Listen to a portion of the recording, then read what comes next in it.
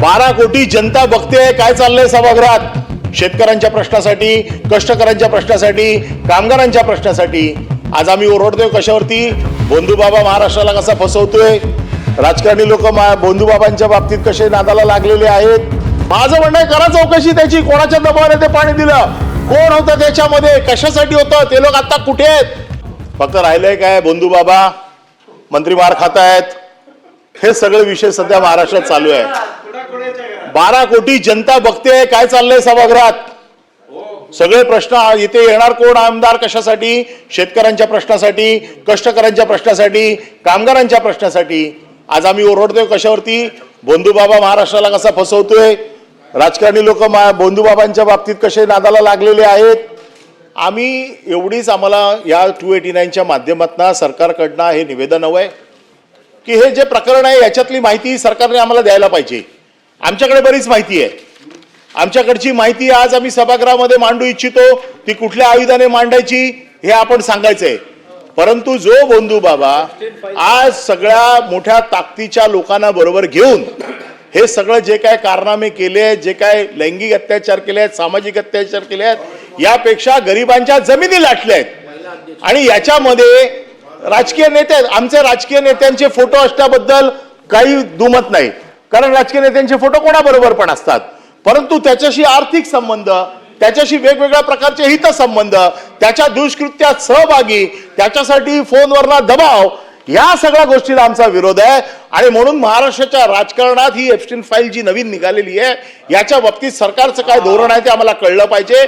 सगळ्यात महत्वाचा विषय की जे काय आरोप प्रत्यारोप चालू आहेत, आमचं म्हणणं असं आहे, आमच्यावरती काही आरोप केले जातात, तुमच्या सरकारमध्ये पाणी दिलं पाहिजे. माझं म्हणणं आहे, करा चौकशी त्याची. कोणाच्या दबावाने ते पाणी दिलं, कोण होतं त्याच्यामध्ये, कशासाठी होतं, ते लोक आता कुठे आहेत, हे सगळ्याची चौकशी झाली पाहिजे.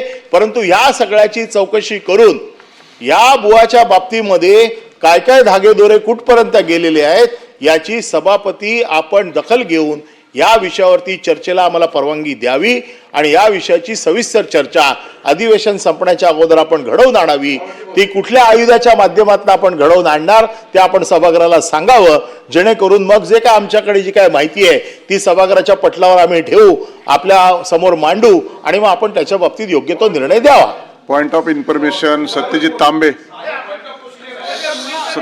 सभापती महोदय, दोन्ही सूचना मी माझ्या दालनामध्ये अमान्य केलेल्या आहेत. त्याच्यामुळे आपलं निवेदन आलेलंच आहे आता पटलावरती. त्या संदर्भामध्ये मंत्री महोदय दादा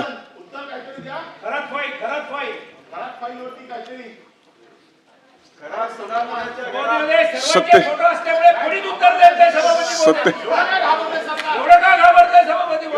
उदय सामंत. सभापती महोदय सन्माननीय, बसा जरा आपण बसा. उदय सन्माननीय सरकारच्या वतीने उदय सामंत. सन्माननीय अनिल परब साहेबांनी जो मुद्दा या ठिकाणी मांडला त्याचं निवेदन केलं जाईल. पण सचिन भाऊ, तुम्ही फोटोवर आला होता, तुम्ही तुमच्या मागे जे बसतात त्याचा पण त्यांचा फोटो आहे, ऐका ना. त्याच्यामुळं फोटो हा कोणी कोणाबरोबर काढू शकतो. त्याच्या कृत्याला कोणी समर्थन केलेलं नाही, त्याच्या कृत्याचं समर्थन कोणी करणार नाही. आणि ऐका ना भाई, नाही फोटोवरनं सचिन भाऊनी विषय काढला, ऐका ना भाई, नाही ऐका भाई, तुम्ही कदाचित ते तिकडे परवानगी मागत असताना ते फोटोचा विषय तुम्ही ऐकला नसाल. सचिन भाऊ असं बोलले की अनेक लोकांचे फोटो आहेत, त्याच्यावर आमचा आक्षेप नाही.